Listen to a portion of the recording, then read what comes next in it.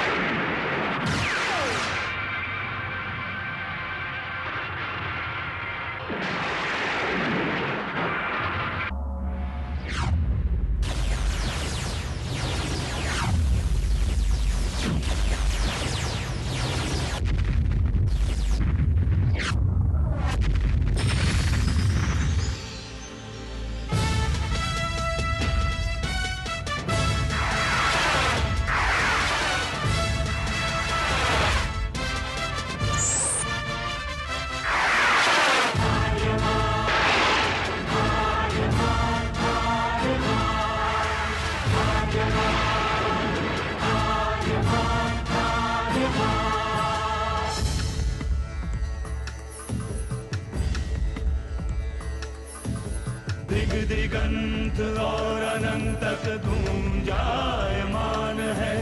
ब्रह्मनाद है विधि का वो अटल विधान है।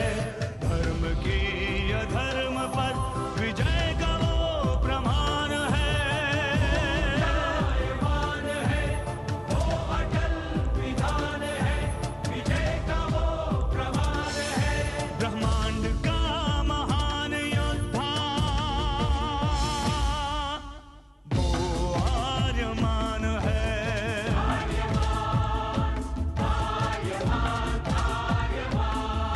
ब्रह्मांड का महान योद्धा वो आर्यमान है। आर्यमान है।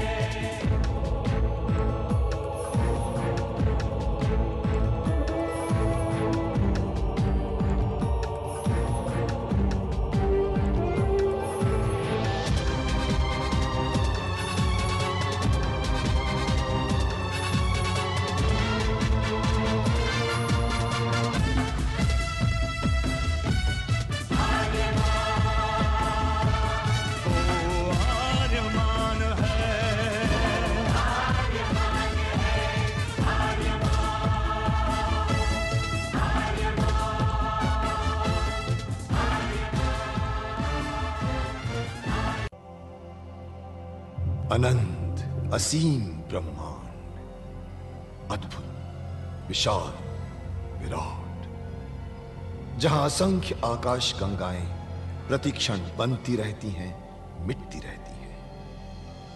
हर आकाश गंगा में होते हैं अनगिनत तारे, अनेकों सूरज, और सूरज के साथ होता है अपना सौर मंडल, जिसमें रहते हैं अनेकों ग्रह।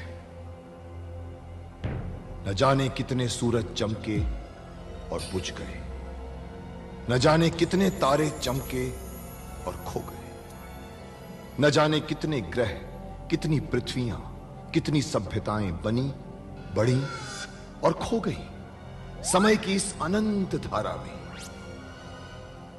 इन्हीं अनजानी परंतु अमर गाथाओं में से एक है महागाथा ब्रह्मांड के योद्धा आर्यमान की। बहुत समय पहले पृथ्वी से लाखों प्रकाश वर्ष दूर आर्याना आकाश गंगा में एक ग्रह था, थार।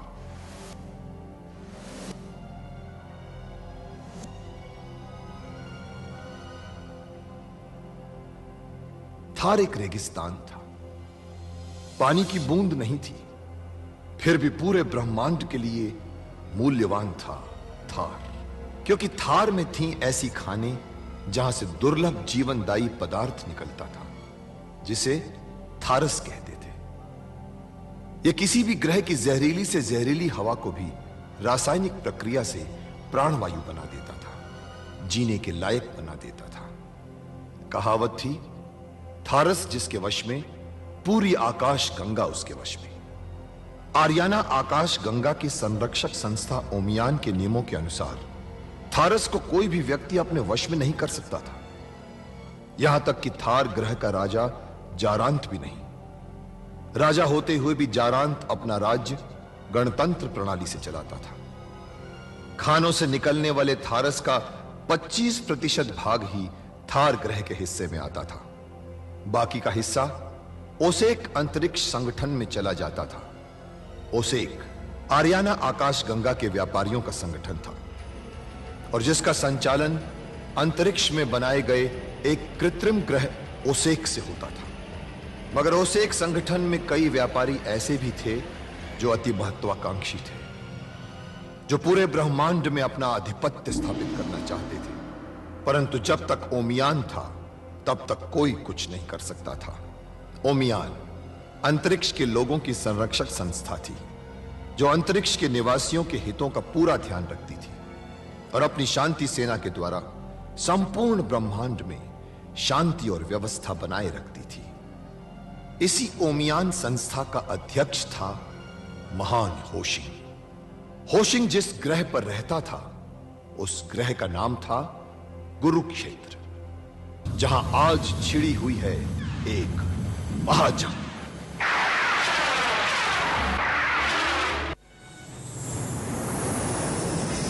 लो, हम पर हमला करने की बजाय ये लोग तो हमारे चारों तरफ घेराबंदी कर रहे हैं। अरे ऐसे तो मेहमानों को लेकर जाया जाता, कहीं ये लोग हमको मेहमान तो नहीं समझ रहे? किसी यान को बंदी भी ऐसे ही बनाया जाता है। लो, कुछ करने से पहले ही पकड़े गए हैं। अब जल्दी से भागने का रास्ता ढूंढो। अंदर फंसी तुम्हारी सहेलियों का क्या होगा? उन्हें छुड़ाने हम दोबारा आएंगे। हमें कैसे भी दक्षिणता की नजरों से बचकर घुसना है संगठन के, और बिना किसी की नजरों में आए छुड़ाना भी होगा सभी बहनों को। क्योंकि यदि हम कैद हो गए और रक्षिंद्रा के सामने बंदी बनकर चले गए तो कुछ भी नहीं कर पाएंगे आर्यमान। कोई नहीं ठहर सकता रक्षिंद्रा के सामने। एकदम बेबस और लाचार बना देती है अपनी शक्तियों से। ऐसा तुम्हारा अनुभव रहा है? कर देना आम पुरुषों वाली बात, ताकत का घमंड। हमें उसकी नजरों से बचकर ही अपना काम करना होगा, समझे? इसलिए रक्षिंद्रा के यानों के घेरे को तोड़कर निकलने की सोचो आर्यमान। कौन है आप लोग? कौन है आप लोग? हमसे संपर्क कीजिए, उत्तर दीजिए। कौन है आप लोग? लगता है उत्तर के लिए बहुत ललायत हो रही है लोग। उत्तर दे ही देना चाहिए।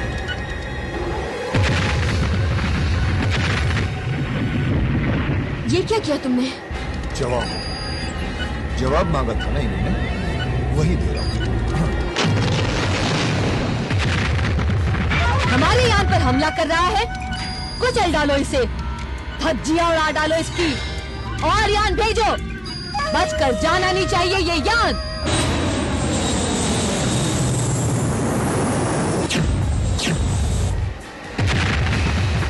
तुमने तो खुलेआम जंग छेड़ दी, अब कुछ नहीं हो सकता। मैंने कहा था ना तुम्हें, हमें चुपचाप घुसना था संविधान केंद्र में। हम यहाँ जंग लड़ने नहीं, अपनी बहनों को छुड़ाने आए हैं। और आ रहे हैं।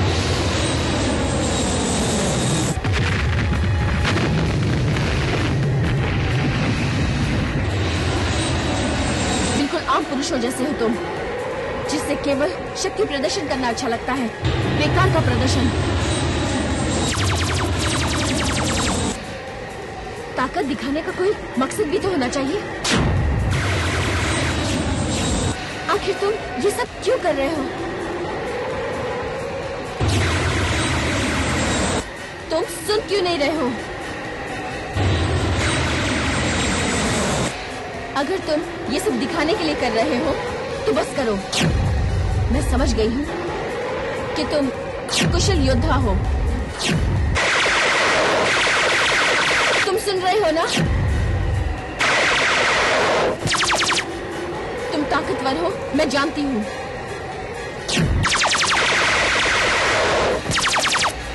आखिर तुम क्या कर रहे हो?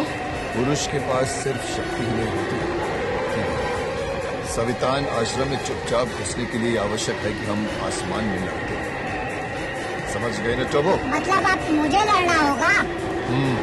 अगर हमारे जमीन पर उतरने के बाद हम जब जमीन पर उतर जाए तो वो तुम इस यान को आसमान में लेकर जाना और दुश्मन को बचाए।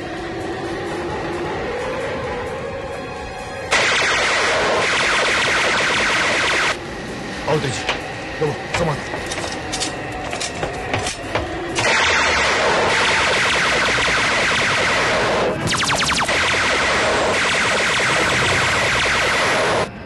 अच्छा फंसा दिया मुझे और खुद तेजी के साथ निकल लिए।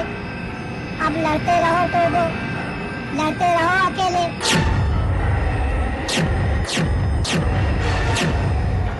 मगर असली बुद्धि इंसानों में नहीं, हम यंत्र मानव में होती है। इनका ध्यान सवितान केंद्र से दूर रखना है ना, तो इसके लिए लड़ने की क्या जरूरत है? मैं खुद ही दूर भाग जाता हूँ।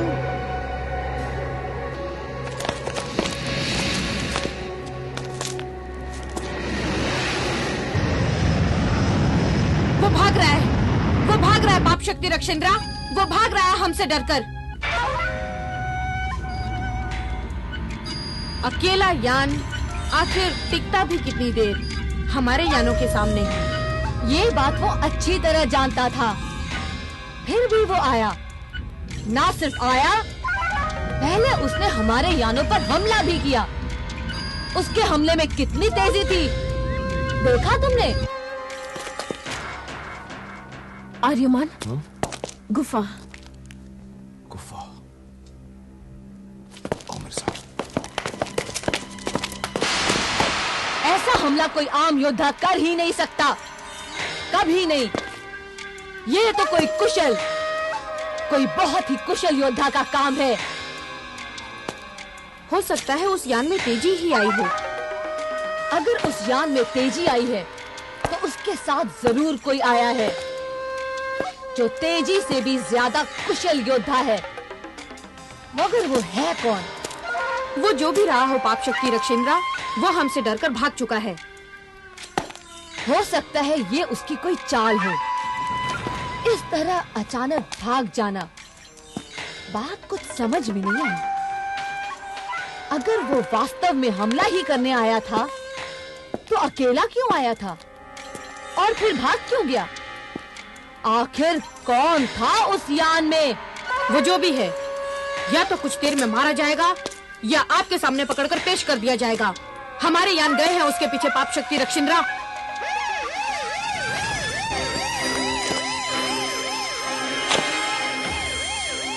देखा, देखा, मैंने कहा था ना, उसने कोई चाल चली है हमारे साथ। हमारा ध्यान आसमान में लगाए रखा और कोई चुपचाप घुस गया है हमारे सवितान के केंद्र में। अब क्या करें पाप शक्ति रक्षेंद्रा? जाओ और ढूंढो उन घुसपैठियों को, इससे पहले कि वो कोई गड़बड़ी फैलाए।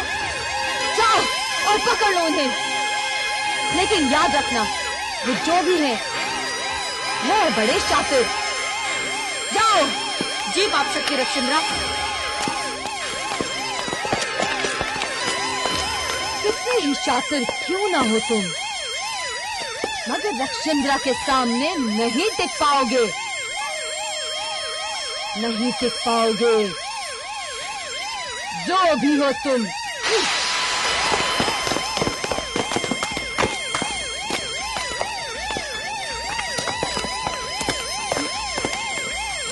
शायद वो हमारे बारे में जान चुके होंगे। कैदियों को कहाँ रखा है? शायद उस तरफ।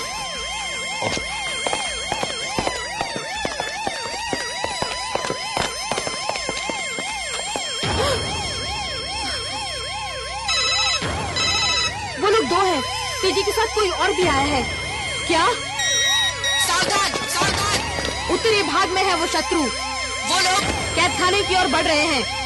जाओ! जाकर फौरन रोको उन्हें, वरना पाप शक्ति रक्षेंद्रा मार डालेगी हमें।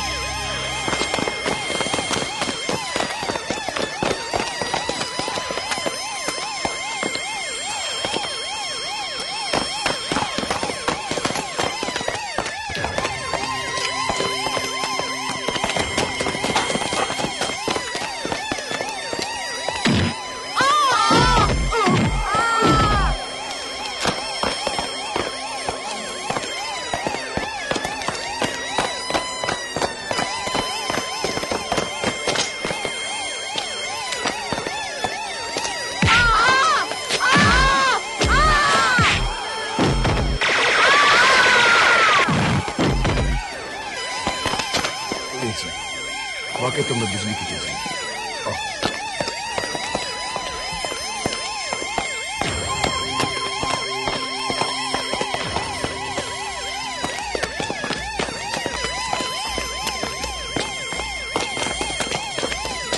हम लोग चारों तरफ से घिरने लगे। मैं कुछ करूं?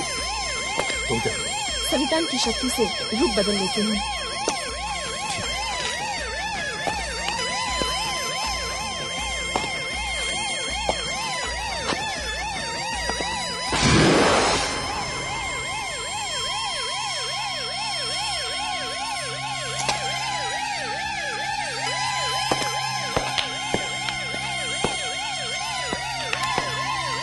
तो चलो।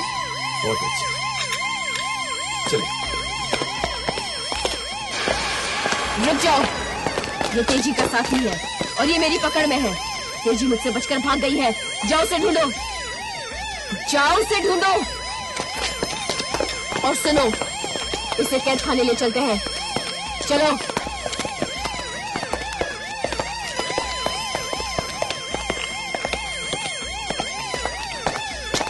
इसे कैद खाने नहीं, पाप शक्ति रक्षिंद्रा के पास लेकर चलना है। हाँ चलो। रास्ता भूल गई क्या? इधर नहीं, उधर। हाँ हाँ चलो।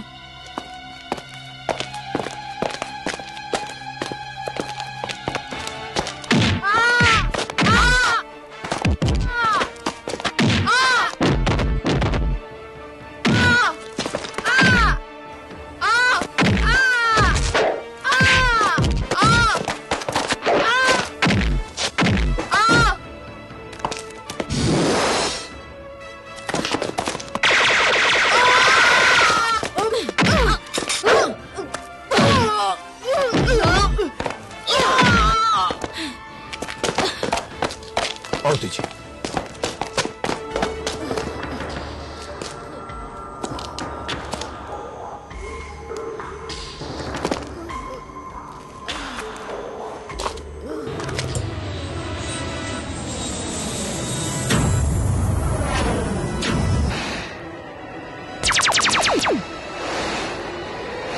अरे ये लोग तो पीछे ही लग गए।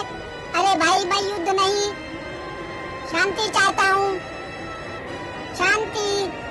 ब्रह्मांड के लोग कब समझेंगे शांति के महत्व को?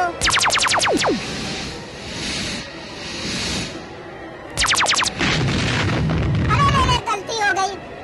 मुझे मारना नहीं, मुझे भागना है। भागना है मुझे। शांति से भागने भी नहीं देते ये लोग। समझ में नहीं आता किसके पीछे कौन है।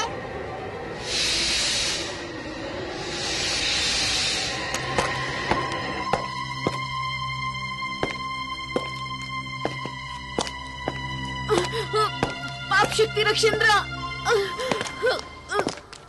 उन्हें रोकना बहुत मुश्किल हो रहा है।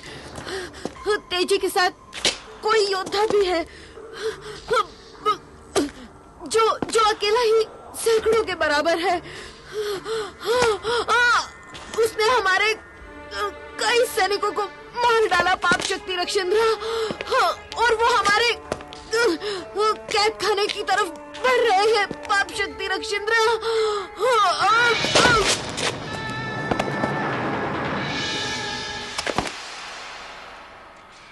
कैद खाने तक तुम लोग नहीं पहुंच पाओगे। रक्षिंद्रा के होते हुए तो कभी नहीं। अभी तुम्हारा पाला रक्षिंद्रा से नहीं पड़ा है योद्धा। आर्यमान, वो रहा चलित कक्ष का द्वार। ये हमें नीचे कैद खाने तक ले जा सकता है। चलो।